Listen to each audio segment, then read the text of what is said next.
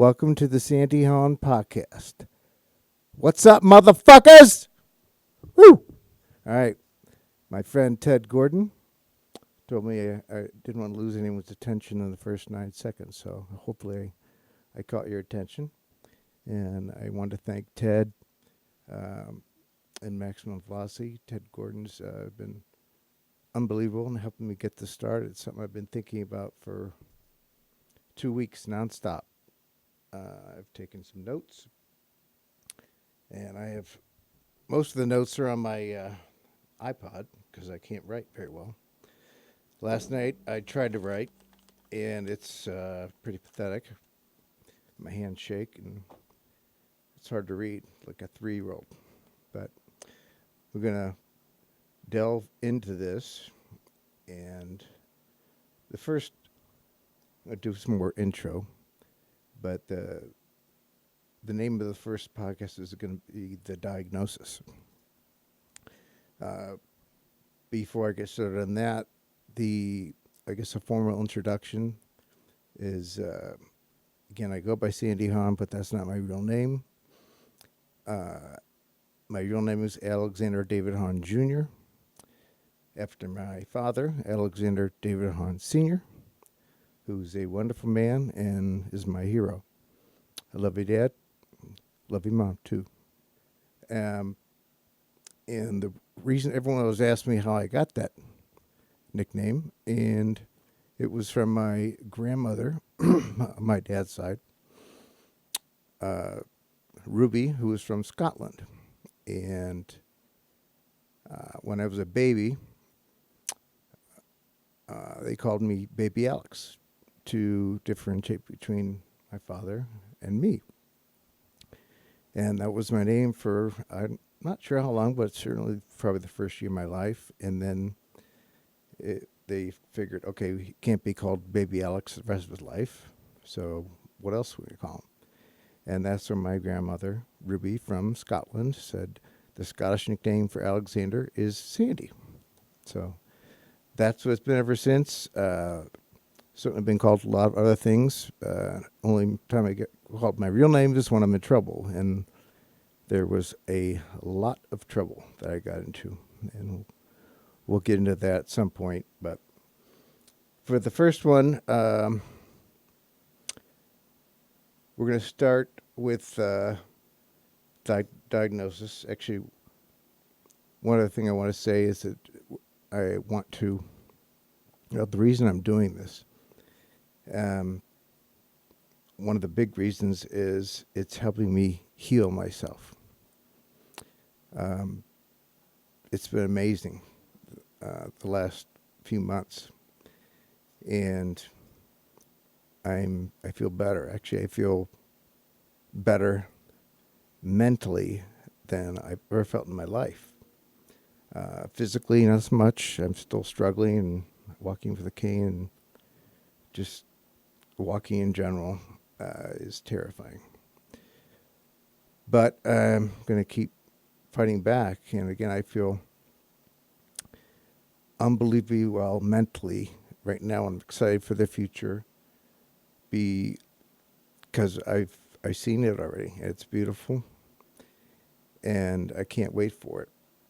And the other reason I'm doing it, the big reasons are my wife and my children. I love them, and I want them to have something to remember me by when I'm gone. And I don't want that to sound depressing. It's not. Again, I feel fantastic. I'm excited to look forward, but I could not have said those words 3 months ago. And that's because I thought I was dying. I really, really thought I was dying. And I had kind of given up. And it was just so awful. I just wanted it to end. But I got through it. And I'm here now. The last few months have been amazing. And we'll talk a lot about that too. And the other reason, not only am I healing myself, but I hope that my story and the journey I've been on can help others, to help them heal themselves, no matter what it is, whether it's some sort of tragedy, illness, like the horrible one that I have, or depression, or anything. You can make it out of it. I did. And that's why I'm here. And if I can do it, anyone can do it. And I'm hoping in listening to this, it will inspire others to, no matter what's going on, don't give up. Do not give up. Again, I did it, and I'm hoping the story will help you do it. I know it can, and I'm hoping I can show you how. So, we will start on September 12th, 9 a.m. I was downtown at the Cleveland Clinic seeing my neurologist. And the week before that, I had done it's called a DAT scan, some sort of brain scan, where I had to go in and they pumped me full of nuclear material, medicine, I don't know, and I had to let it, flow throughout my body, get up into my brain, and they did the scan. And that scan was intentionally designed to look for a disease called multiple system atrophy. And hold on, I'm going to take a sip of water. And that is not something I had ever even heard of. It's so rare.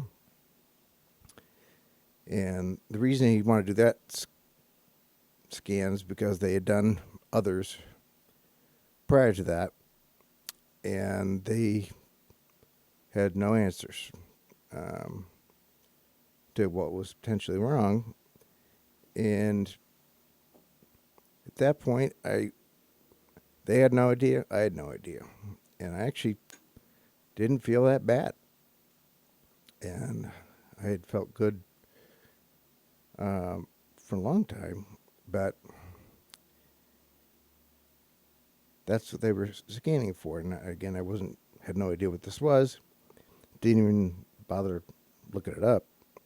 And then until after the meeting on September 12th at 9 a.m. was downtown with my wife, and the doctor came in and said, the scan came back abnormal, and it is multiple system atrophy, type C. So type C and type P, cerebellar, Parkinsonian, they're both bad, terrible. But,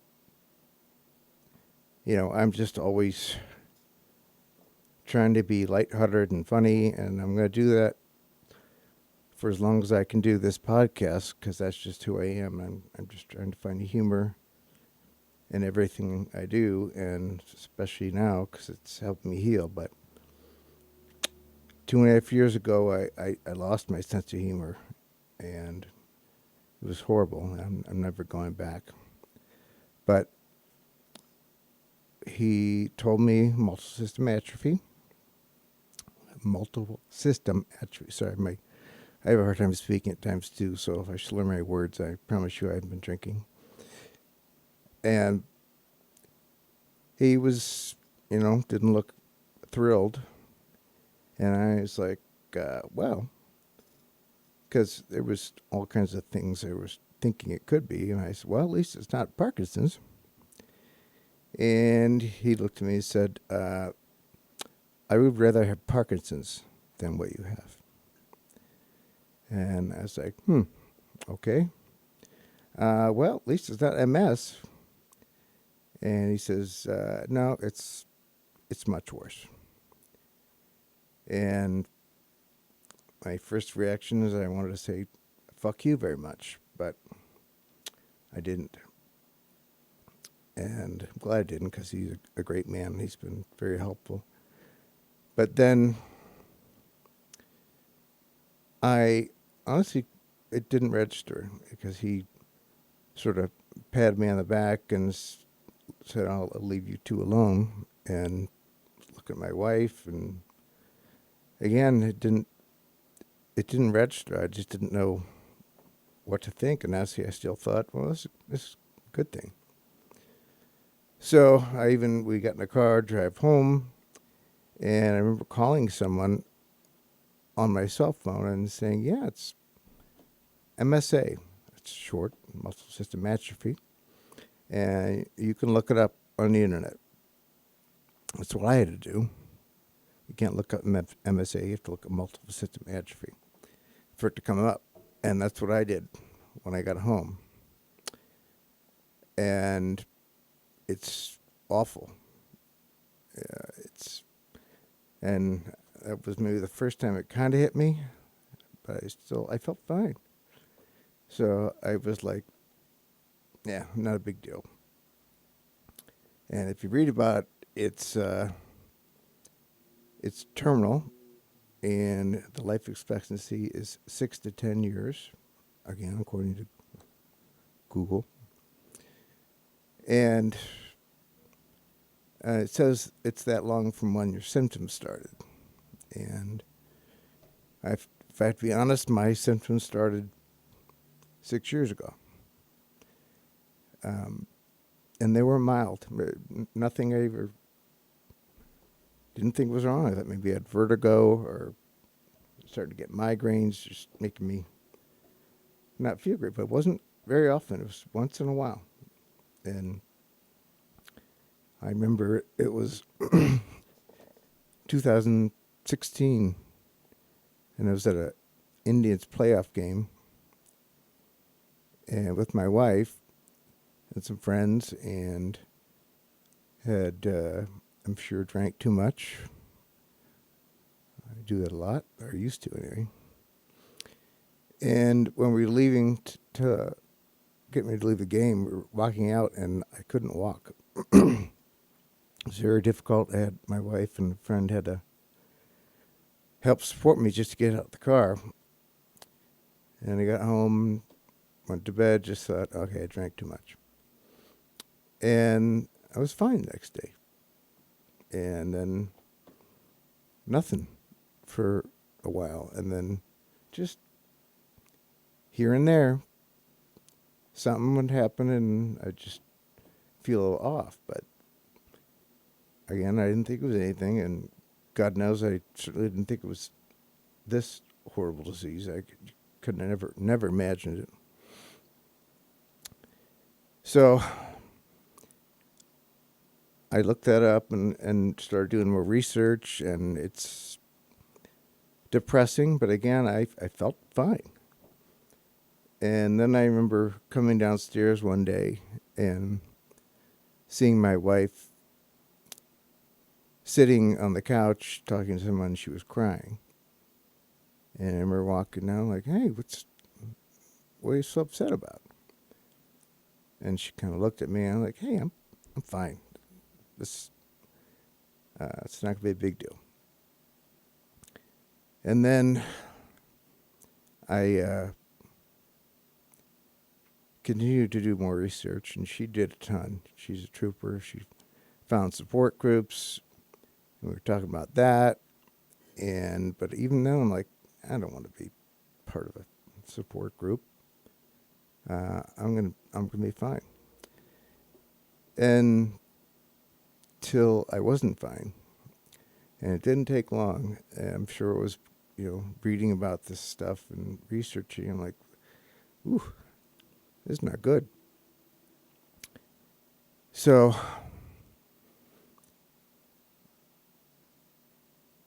I was September 12th diagnosis. And by the end of the month, after reading this so much about this horrible disease, and pretty quickly I wasn't sleeping a whole lot. I was up all night, and That's when the anxiety and depression kicked in. I've never had that in my life. Never had a reason to. I had a wonderful life, and hopefully we can talk about that at some point. I got a lot of funny stories. I did a lot of dumb shit in my life, and I did it because I just wanted to make people laugh, and I was willing to try to do anything to accomplish that, and it worked. Worked a lot, but it didn't work a lot of times because I crossed the line too much, and I can be very offensive, and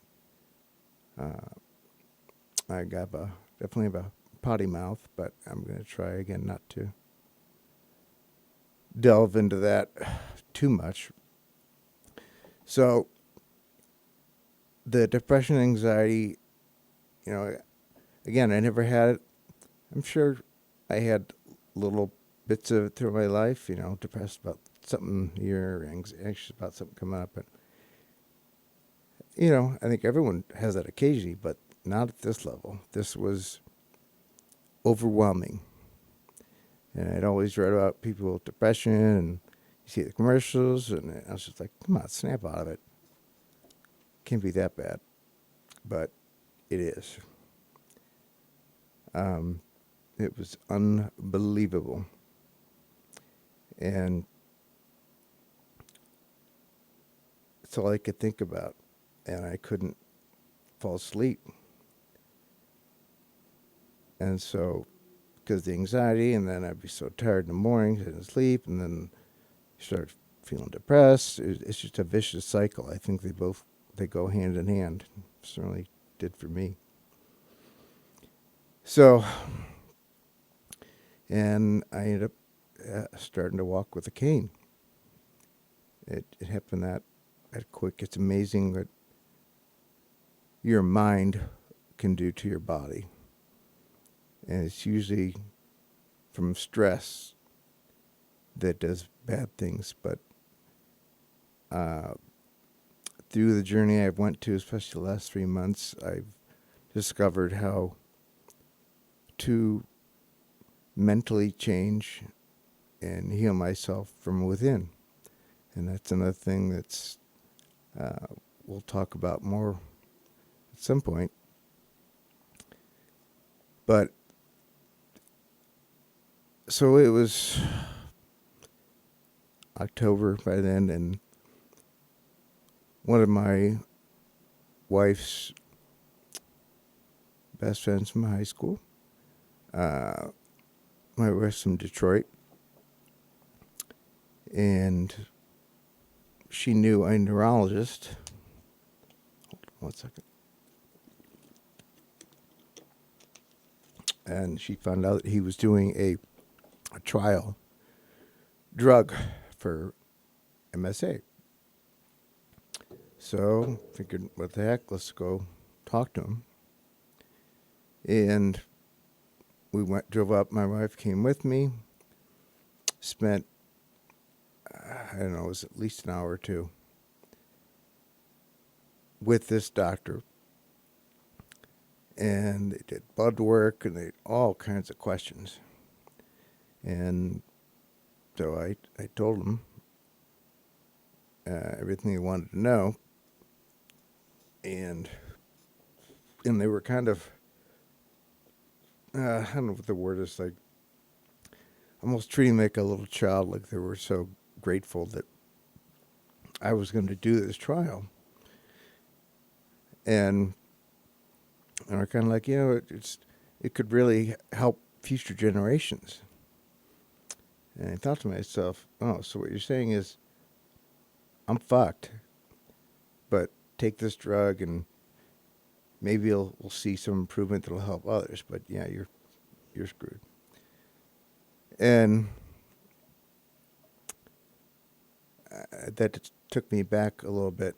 And then, and they were going to pay me to go up there and pay for meals and hotels and other stuff and just money. It wasn't a lot, but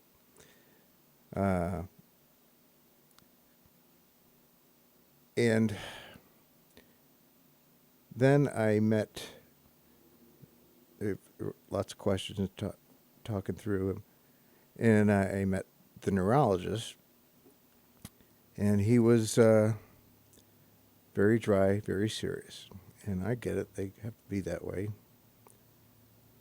But I'm not, and so I tried to talk to him, and I went through the story about when I first got the diagnosis and what I said. Well, at least not Parkinson's, and no, it's bad, and at least it's not MS, and it's worse. And kind of like, you believe that? You believe that shit? And he wasn't laughing, and I said, well, at least it's MSA type C and not type P. So I think that might be good, right? And he looked at me and he just said, it's just varying degrees of bad.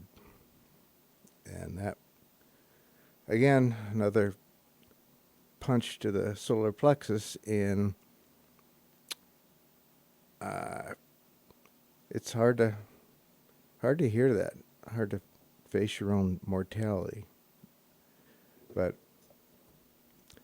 so they finished up, and they were like, all right, we're going to do this, and we're going to come back, and they had a schedule,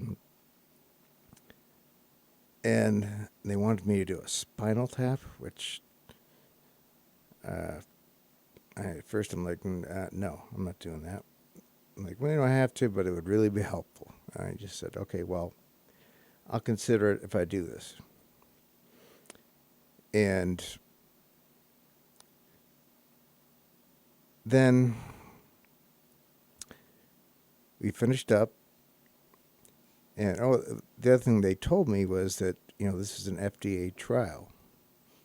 And I guess the reason they were so happy to have someone even try it is because this disease is so rare that big pharma doesn't really care about it.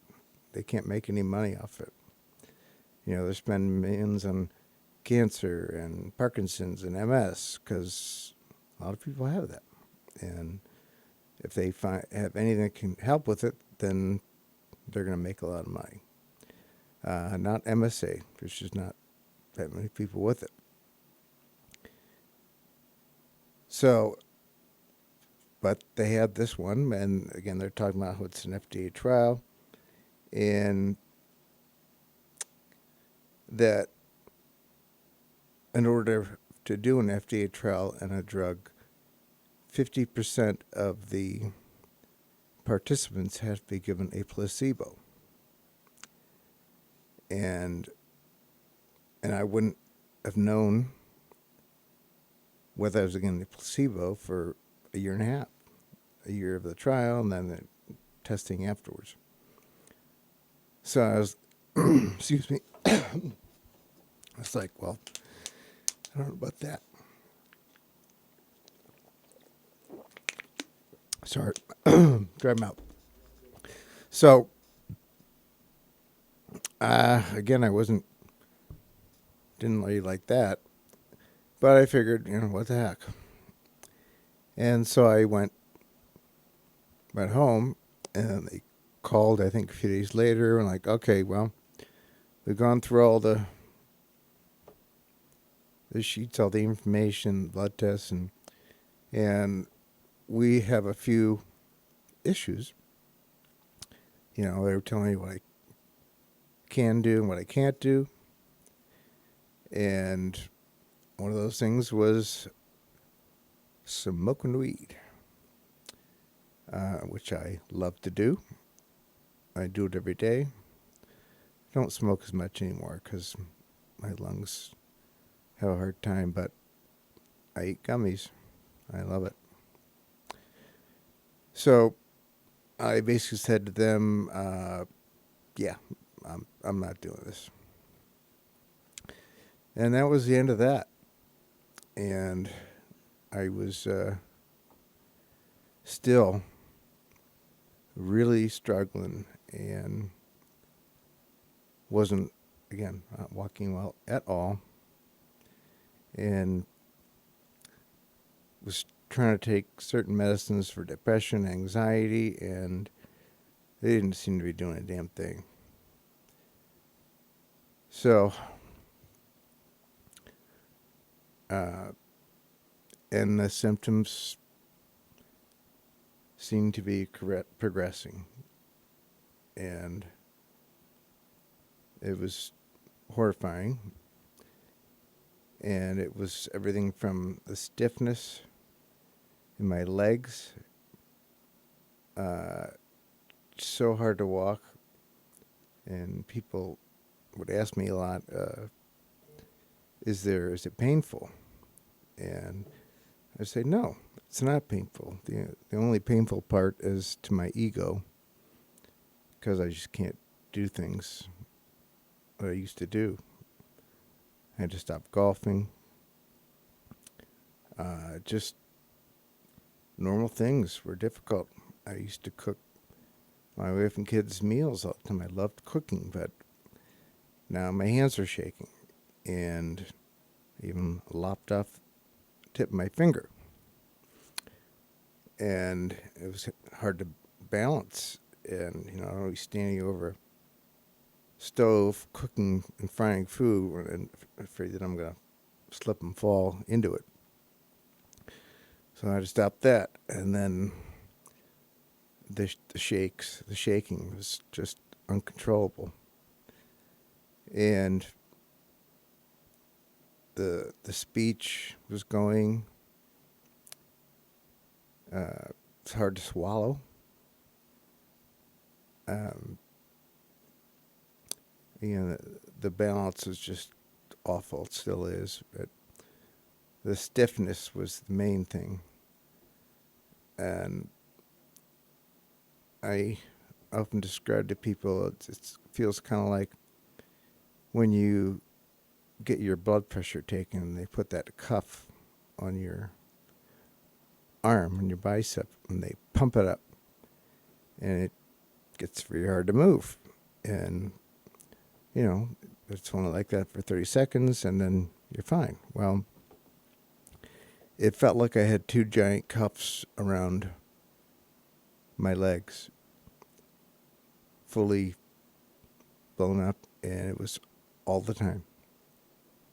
And it just, I felt a lot of times, it's always hard to get up in the morning. Mornings are worst. It takes me 2 hours to get out of bed. I got to stretch. And it's like that all the time. But it's not a lot of pain in there. Again, the pain is just my own ego not being able to do all the things that I love doing. So from there, I was searching, trying to figure out what else is there. And, my neurologist basically said, well, you got to make sure you ride the bike for at least 30 minutes a day. I'm like, that's it? Nothing else? Because there's nothing. There's nothing to cure this disease. And I remember he mentioned a drug that he used for Parkinson's. It's called Carbidopa Levodopa, which is a mouthful. I think Simonet is the regular name, but my wife and I always referred to as a Oompa Loompa drug. And I wasn't sure about it, because what he said was that, you could try this. It's not going to cure disease or slow it down, but it could help with some symptoms like the stiffness and the shaking. And he goes, that's what it's done for a good percentage of people with Parkinson's. But the only issue is that with what you have, it could make it worse. Which, of course, I said, well, why the hell would I do that? It's already bad. So I didn't take it. I am now.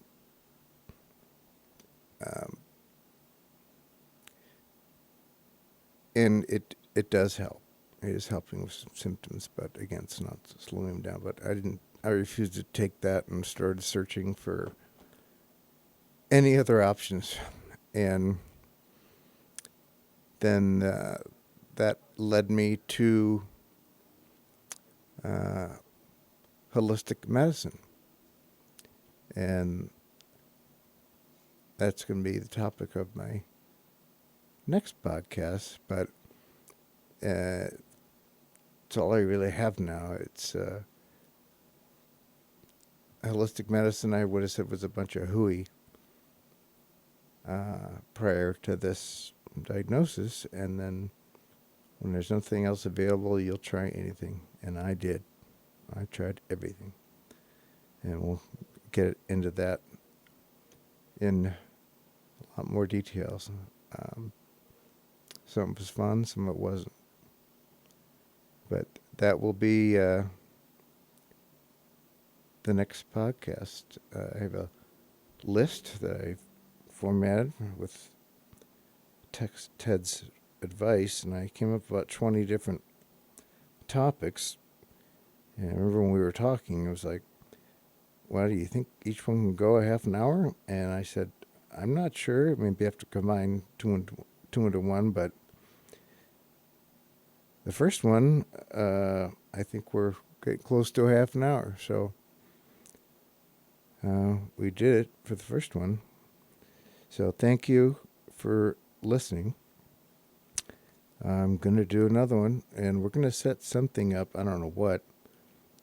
I rely on Ted for that, to try and get comments and feedback, because I'd love to hear it, especially from other people who might be dealing with something, and it'd be nice to know that maybe this is helping them heal as well.